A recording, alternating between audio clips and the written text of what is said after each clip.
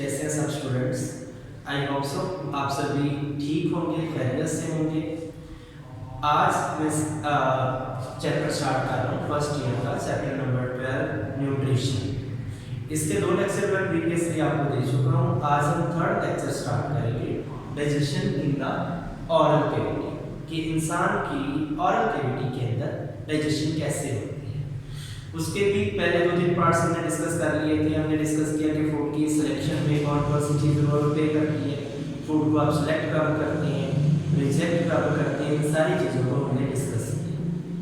अब हम बेसिकली जिस चीज़ को डिस्कस करेंगे वो ये है कि फूड की स्वेलिंग कैसे होती है। फूड की सिलेक्शन हो चुकी है, आप सिलेक्ट कर चुकी हैं, टेस्ट अच्छा था, स्मेल अच्छी थी, each and everything was attractive. So अब आपने उस फूड को स्वेलो कैसे करना है, निगलना कैसे। डाइजेशन तो बाद में स्टमक से स्टार्ट हो जाए, अभी हम उसको निगलेंगे कैसे, उसको स्टमक तक पहुंचाएंगे कैसे, इस बात को डिस्कस करेंगे। Let's start. सबसे पहले स्वेलिंग मैंने लिखा हुआ है। स्वेलिंग, जब आपने फूड की मस्टिकेशन की, ग्राइंडिंग की, मस्टिकेशन का मतलब होता था फूड के लार्ज पीसेस को स्मॉल के अंदर चेंज कर दिया, सलाइवा ऐड कर दिया। सलाइवा ऐड करने से फूड पार्टली डाइजेस्ट होने लगती है।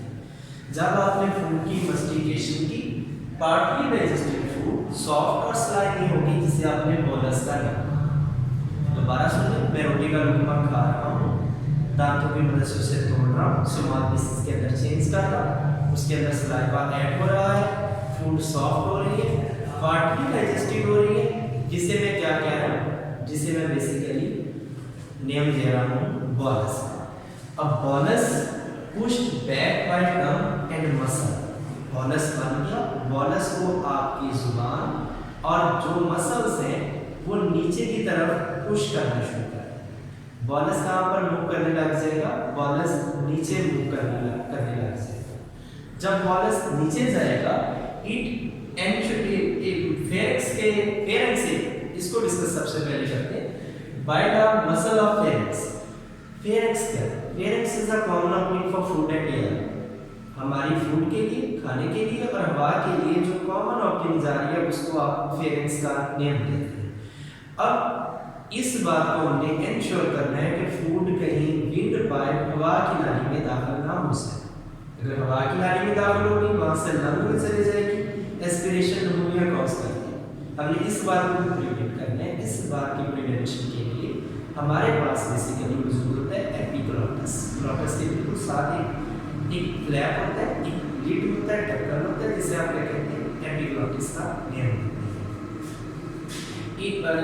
जब फूड फेरेंक्स तक पहुंची, it will ensure that food does not enter into wind pipe, हवा के रास्ते में प्राप्त दाखिल ना हो जाए, इस बात को श्योर करना है। नेक्स्ट देखिए, इवेंट कौन कौन से आते हैं हमारे पास जब आप फूड को मूव कर रहे हैं। सबसे पहले टंग, हमारी जुबान जब खाना खाया, जुबान आगे पीछे हरकत करेगी। It move up and downward, आगे पीछे और ऊपर नीचे मूव करती है। हम जुबान की मदद से जो बॉलस बन रहा है, जो खुराक का मैस बन रहा है, उसको मूव करवाती है। Push bolus back to mouth cavity, इसकी मदद से खुराक हम पीछे ले जाते हैं ताकि यहाँ से हमारी एलिमेंट्री कनाल में दाखिल हो जाए, बक्कल कैविटी में दाखिल हो जाए। अब next second step, backward movement. During backward movement soft palate also move upward and nasal organ close. जब खुराक की बैकवर्ड मूवमेंट होती है तो आपका जो सॉफ्ट पैलेट है, जिसे आप तालू कहते हैं, जबड़ा कहते हैं, वो भी मूव कर रहा होता है। तालू की मूवमेंट के दौरान जो नेजल ओपनिंग है, जो हवा का रास्ता है या नाक की ओपनिंग है, उसका कनेक्शन भी गले के साथ बेसिकली होता है, उसको क्या कर दिया जाता है, क्लोज कर दिया जाता है। थर्ड स्टेप वो उधर डिस्कस करेंगे, यहाँ पर लिखा है टंग फोर्सेस एपिग्लॉटिस। एपिग्लॉटिस क्या है, फ्लैप ऑफ कार्टिलेज है, एक ढक्कन है कार्टिलेज, सॉफ्ट हड्डी से निकलती। कार्टिलेज सॉफ्ट हड्डी होती है जो नरम होती है, जिसके अंदर आपके कान की हड्डी, वो भी कार्टिलेज है। ऐसे ही बॉन से क्या मिलकर बनेंगे, epiglottis. It will come to the horizontal position and close the glottis. जब आपके पास फूड फेरेंक्स के पास पहुंची, वहां से नीचे जा रही है फूड, उसी दौरान ग्लॉटिस क्या काम करेगा, कार्टिलेज का ढक्कन है, जो विंड पाइप को, हवा की नाली को क्या कर देगा, क्लोज कर देगा, ताकि खुराक कहाँ तक मूव करे, खुराक स्टमक की तरफ जाए, ना कि किसकी तरफ जाए, ना कि एयर पैसेजवे की तरफ जाए। अगर मैंने पीछे बताया खुराक एयर पैसेजवे की तरफ चली जाती है, it will cause aspiration pneumonia, हमें निमोनिया की डिजीज हो सकती है क्योंकि लंग तक चली जाएगी। इसीलिए हमें कहा जाता है टेक लगाकर खाना नहीं खाना। जब टेक लगाकर खाना खाते हैं या लेट कर कोई चीज खाते हैं तो मुमकिन है हमारा ग्लॉटस कंप्लीट क्लोज ना हो, एपिग्लॉटस ग्लॉटस के ऊपर ना हो, जिसकी वजह से खुराक कहाँ पर एंटर हो जाएगी, हवा के रास्ते में, जो बाद में डिजीज का सबब बनेगी। नेक्स्ट है थर्ड स्टेप, लैरिंक्स जिसे आप वॉइस बॉक्स कहते हैं, it is also made up of cartilage, ये कार्टिलेज से मिलकर बना है। It move the with when tongue move up and back, जब हमारी जुबान मूव करती है तो हमारा लैरिंक्स भी मूव कर रहा होता है। फिर fourth step, the glottis partly close by contraction of ring muscle, इसे भी आपको पता करना, जो ग्लॉटिस है वो क्लोज हो चुका है क्योंकि हवा का रास्ता हमने क्या कर दिया है, क्लोज कर दिया। ये नेचुरल फिनोमेना है, ये आपकी मर्जी से नहीं होना, ये हमारी मर्जी से नहीं होता, बल्कि ये नेचुरल फिनोमेना होता है। अब food will enter, food is entry is not allowed into partly open glottis, अगर ग्लॉटस दूसरी तौर पर ओपन भी रह गए तो फूड हवा के रास्ते में एंटर नहीं होगी, उसको प्रिवेंट किया जाएगा।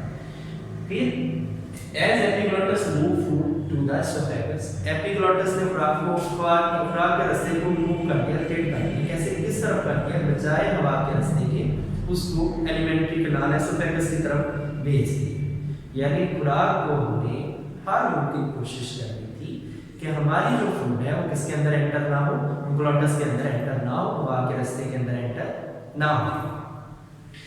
जब आपने खाना खाना शुरू किया वो तो आपकी मर्जी से था, सिलेक्शन आपकी मर्जी से थी, आपने पसंद की चीज को चूज कर लिया, लेकिन जब खुराक बक्कल कैविटी तक पहुंच गई, माउथ की बैक पर पहुंच गई, अब आपका एक्शन वॉलंटरी नहीं है, इनवॉलंटरी हो गया, आपका उस पर इख्तियार नहीं है, आप उस फूड को रिजेक्ट नहीं कर सकते, उस फूड को निकाल नहीं सकते।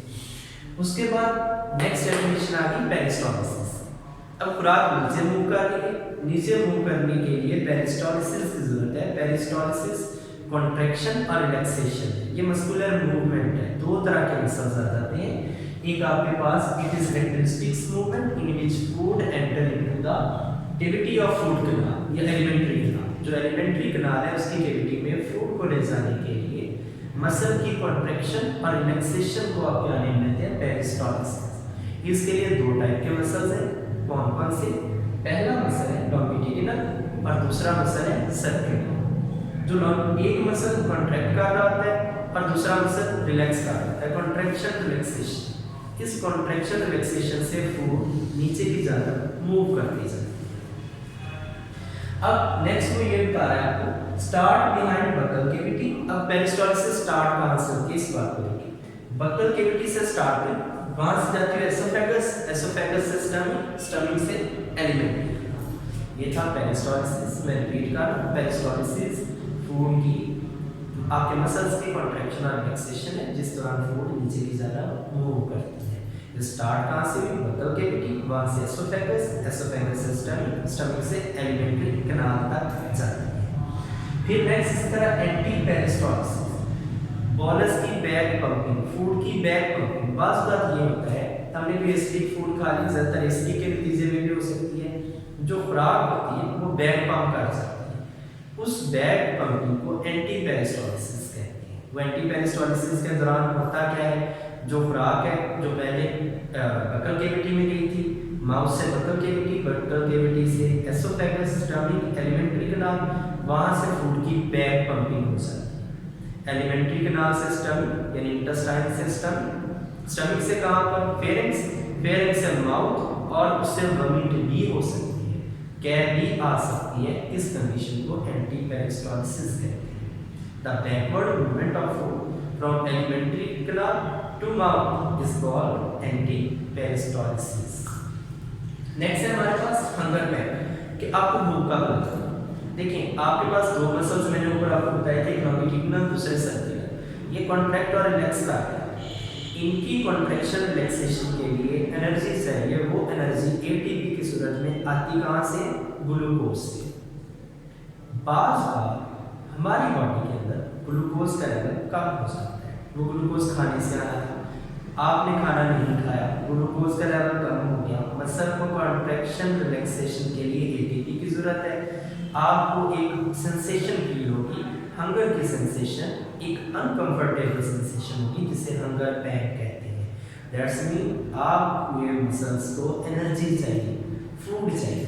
कुछ लोगों में इस हंगर पैन की ड्यूरेशन क्या होती है? 6 से 12 घंटे, यानी खाना खाए हुए 6 घंटे हो गए या 12 घंटे। कुछ लोगों में उससे पहले हो जाती है, जो लोग ज़्यादा दैट्स मीन खुराक क्या होती है उन्हें वो जल्दी हंगर पैन हो सकता है। इधर डिस्कस करते हैं peristaltic contraction due to low glucose level. Glucose level कम हुआ, उसकी वजह से पेरिस्टाल्टिक कॉन्ट्रैक्शन होना शुरू हो गई। अब एटीपी चाहिए, एटीपी आपके पास अवेलेबल नहीं है, सो आपको खाने की जरूरत है, आपको ग्लूकोज की जरूरत है। इसको कहते हैं hunger pang. It begin 12 to 24 hours after previous meal. पिछला खाना खाए हुए 12 से 24 घंटे हो गए। Next it is less time, it take less time in some people. कुछ लोगों में ये कम टाइम लेते हैं। ये बॉक्स में लिखा हुआ है, जो ग्रेविटी है ये भी फूड को नीचे मूव करने में हेल्प आउट करती है। अगर आपने हैंड बिल्कुल आप किए, हैंड स्टैंड किए हैं, इसके बावजूद आपका खाना हजम हो जाएगा। खाना नीचे मूव कर रहा है, किसकी वजह से? ग्रेविटी तो रोल प्ले कर रही है, जमीन की कशिश तो रोल प्ले कर रही है। उसके अलावा कौन सी चीज़ यहाँ पर रोल प्ले करती है? उसके अलावा जो रोल प्ले करती है वो आपके पास पेरिस्टाल्टिक कॉन्ट्रैक्शंस होती है। पेरिस्टालिसिस खुराक को नीचे की तरफ ले जाती है ताकि खुराक स्टमक तक पहुँचे और वहाँ पर जाकर इजीली डाइजेस्ट हो जाए। आई होप सो ये आपको सारा समझ आया होगा। आज का लेक्चर था हमारे पास ये सारे को मैंने डिस्क्रिप्शन दी है। आई होप सो आपको समझ आया होगा। बाकी कोई भी क्वेश्चन रह गया तो आप मुझसे कर सकते हैं। अपना ख्याल रखिए। अल्लाह हाफिज़।